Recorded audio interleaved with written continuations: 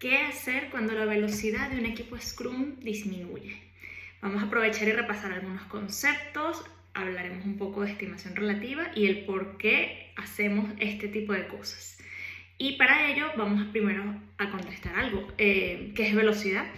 Velocidad se refiere a la cantidad de puntos de historia que entrega un equipo Scrum durante un sprint.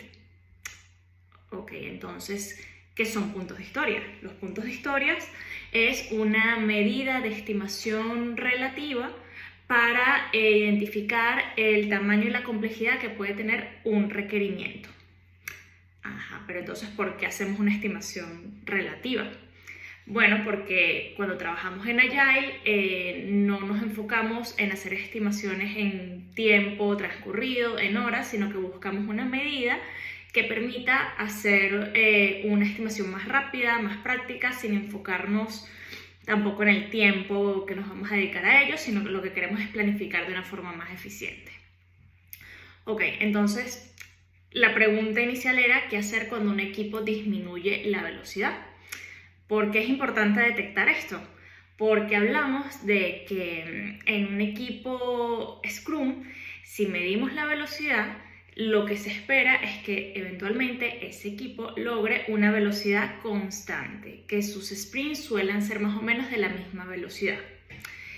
Y esto lo que hace es que sean más predictivos, más predecibles y nos va a ayudar a hacer una mejor planificación.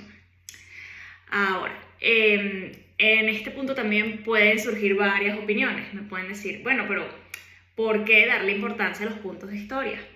Si lo que deberíamos medir es el valor entregado.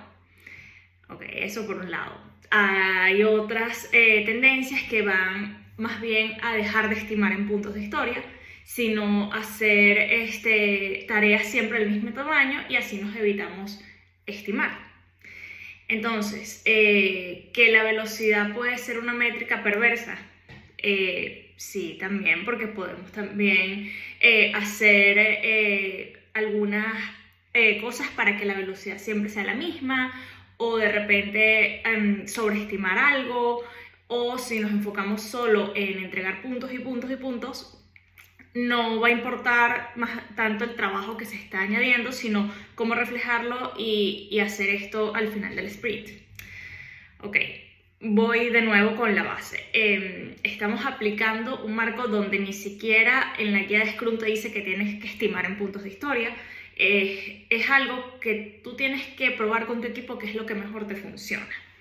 Y lo que yo he visto, otra vez en mi experiencia, es que la mayoría de los equipos no son maduros en agilidad ni en Scrum, entonces están aprendiendo a trabajar de esta forma, todavía tienen muchos patrones de una gestión tradicional, todavía hay una relación con el tiempo y los puntos de historia y cuánto vamos a entregar.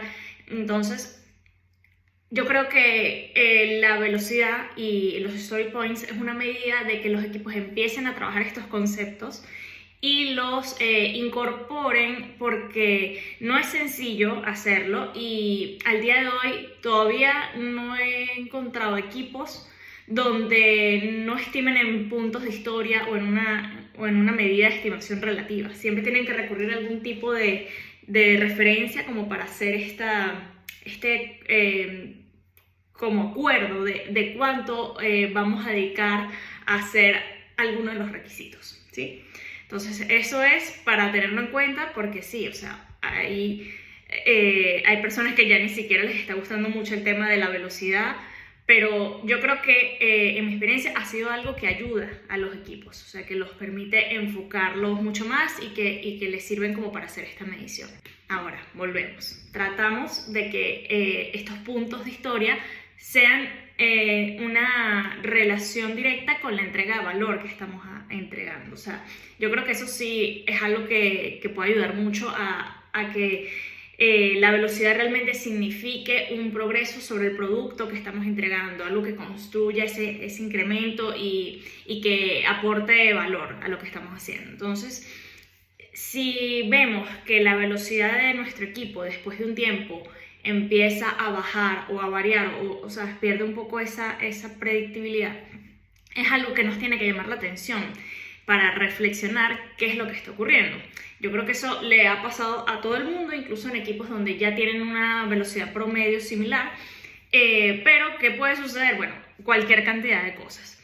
La mayoría de las razones casi siempre tienen que ver con que, primero, hay nuevos requisitos que el equipo está trabajando, entonces no había tenido experiencia previa y por ende se suele subestimar o quizá no se hizo una estimación adecuada, ¿no?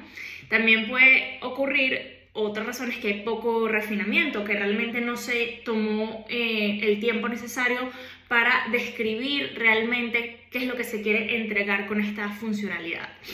Puede existir también que exista de repente mucha presión por una entrega que se tenga que hacer, entonces como que una situación atípica haga que la velocidad también del equipo varíe. Al final todo se traduce en un trabajo que generalmente se pensó que se iba a hacer de una forma y terminó saliendo de otra. Entonces, ante estas situaciones, además de tomarnos el tiempo para reflexionar el por qué está sucediendo y establecer estas estrategias, generalmente son dos las acciones a tomar en cuenta. Primero, hay que mejorar el refinamiento. Hay que dedicarle un tiempo para aclarar bien cuáles son los requisitos que tiene que cumplir esas nuevas historias de usuario que están ingresando. Y por otro lado, algo que ayuda mucho es identificar historias de usuario más pequeñas, porque a veces también pasa que cuando son muy grandes suele pasar que llegas al final del sprint y no la puedes completar, o de repente se hizo muy complejo. Entonces, si la picamos en historias más pequeñas, podemos lograr que esta entrega sea más progresiva y garantizar que la velocidad se pueda mantener de una forma más estable.